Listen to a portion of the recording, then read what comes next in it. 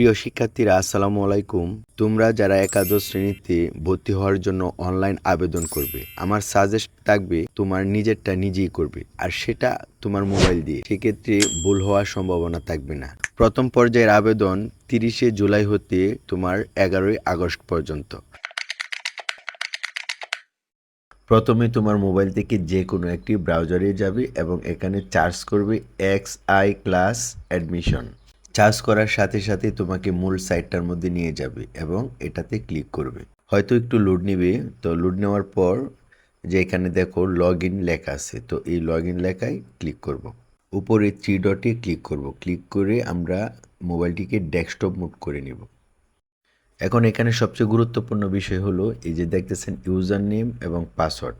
আমাদের user name এবং password তৈরি করতে হবে। সেক্ষেত্রে এই যে সাইন আপ লেখা আছে, ওই সাইন আপ লেখায় আমাদের ক্লিক করতে হবে। এখন দেখো এখানে বলতেছে মানে একটা অ্যাকাউন্ট তৈরি করতে হবে। তো অ্যাকাউন্ট তৈরির ক্ষেত্রে এখানে তোমার এসএসসির রুল, বোর্ড এবং তোমার এসএসসি যে পাস করেছো কত সালে এবং তার রেজিস্ট্রেশন, ওইগুলা তুমি সঠিকভাবে এখানে বসিয়ে দিবে। রুল এবং রেজিস্ট্রেশন নাম্বার বসানোর ক্ষেত্রে খুব খেয়াল করে বসাবে যাতে ভুল না হয়। তারপর হচ্ছে তোমার মোবাইল নাম্বার, মানে তুমি যে নাম্বারটা সচরাচর ব্যবহার করো এবং মানে সিমটা যাতে ওপেন থাকে সেই সিমের নাম্বারটা কিন্তু এখানে বসাইতে হবে। কারণ সেই সিমে কিন্তু তোমার একটা এসএমএস যাবে, এসএমএসে পাসওয়ার্ড এবং পিন নাম্বার থাকবে। প্রথম ঘরে ফোন নাম্বারটি দেওয়ার পর দ্বিতীয় ঘরে কিন্তু সেম ফোন নাম্বারটি দিতে হবে। তারপর দেখো নিচে লেখা আছে আমি পড়েছি এবং বুঝতে পেরেছি। এই যে ঘরটি দেখতেছো এই ঘরে টিকমার্ক দিতে হবে। সাইন আপে ক্লিক দেওয়ার সাথে সাথে তুমি যে নাম্বারটি দিয়েছিলে সেই নাম্বারে একটি ইউজার আইডি এবং পাসওয়ার্ড মেসেজ চলে যাবে। তো এই মেসেজটি দেখে এখানে তোমার ইউজার আইডি এবং পাসওয়ার্ডটি বসাইতে হবে। তারপর লগ ইনে ক্লিক দিবে। লগ ইনে ক্লিক দেওয়ার সাথে সাথে তোমার এসএসসির সকল তথ্য এখানে চলে আসবে। তারপর তুমি এই যে উপরের কর্নারে যাবে, একটু আমি জুম করে দেখাইতেছি। ওই যে দেখো নিচে লেখা আছে আবেদন, ওই আবেদন লেখায় ক্লিক করতে হবে। আবেদন লেখায় ক্লিক করে আবার নিচে দেখবে আবেদন করুন, আবেদন করুনের মধ্যে ক্লিক করতে হবে। আমরা যেহেতু পেমেন্ট করি নাই সেক্ষেত্রে আমাদের আবেদনটি এখন নিবে না, আমাদের আগে পেমেন্ট করতে হবে। পেমেন্ট করার পর আমরা পুনরায় আবার আবেদনে চলে আসব। পেমেন্ট করার জন্য অনেক মাধ্যম আছে, তো আমি এখন বিকাশে কীভাবে পেমেন্ট করবে সেই পদ্ধতিটা দেখাচ্ছি। সেক্ষেত্রে তুমি তোমার বিকাশ অ্যাপসে চলে যাবে। বিকাশ অ্যাপসে যাওয়ার পর এখানে দেখবে এডুকেশন ফি লেখা আছে, তো এডুকেশন ফিতে ক্লিক করবে। তো এখানে ক্লিক করার পর দেখবে এক্সআই অ্যাডমিশন, এখানে ক্লিক করবে। তারপর এখানে দেখো তোমার প্রথমে বোর্ড সিলেক্ট করতে হবে, মানে তোমার যে বোর্ড সিলেক্ট করতে হবে এবং পাশের বছর এবং তোমার যে এসএসসি রুল সেই রুলটা দিতে হবে। এসএসসি রুল দেওয়ার পর নিচে দেখো তোমাকে এখানে মোবাইল নাম্বার দিতে হবে। তো তুমি যে মোবাইল নাম্বারটি প্রথম ব্যবহার করেছিলে ঠিক সেই নাম্বারটি এখানে দিয়ে দিবে। তো এখানে দেখো পে করতে এগিয়ে যান, মানে এই যে তীর চিহ্নটা দেখতেছো এই তীর চিহ্নটায় ক্লিক করবে। তো তীর চিহ্ন ক্লিক করার পর তোমার যেই পেমেন্ট, মানে তোমাকে পেমেন্ট বসাইতে হবে না, মানে তারা অটোমেটিক তোমার ফি এখানে দেখাইবে এবং পরবর্তী যেই ট্যাপ করুন মানে আবার যে তীর চিহ্ন ওটাতে ক্লিক করবে।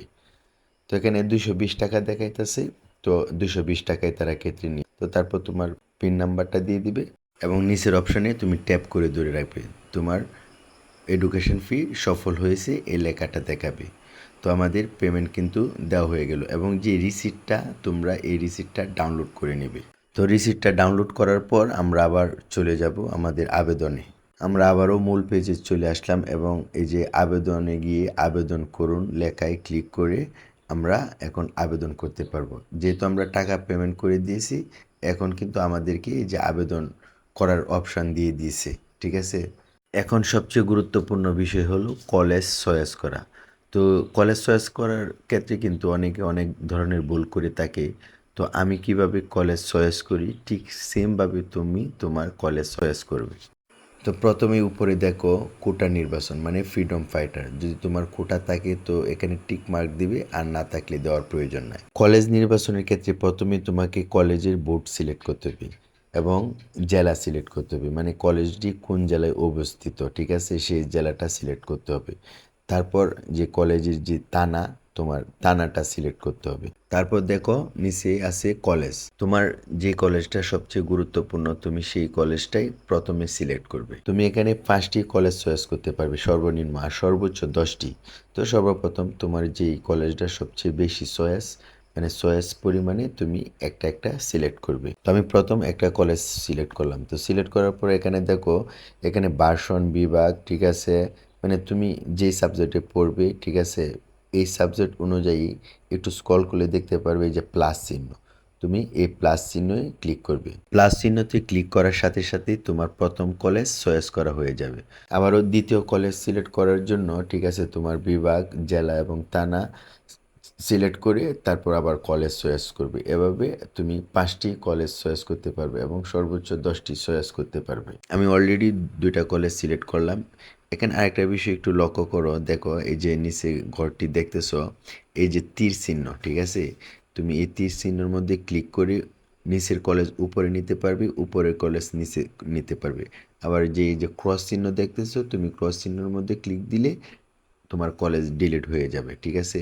তুমি চাইলে এখান থেকে পরিবর্তন এভাবে করতে পারবে। তো আমি টোটাল 5টি কলেজ সিলেক্ট করতেছি, তুমিও তোমার মতো 5টি কলেজ সিলেক্ট করে নিবে।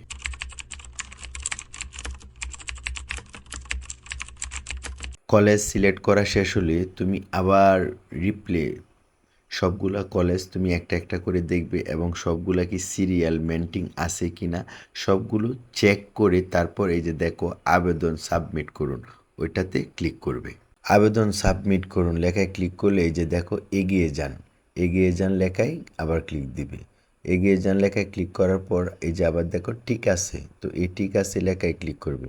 ঠিক আছে লেখায় ক্লিক করার পর তোমার কিন্তু আবেদন কমপ্লিট, মানে হয়ে গেছে।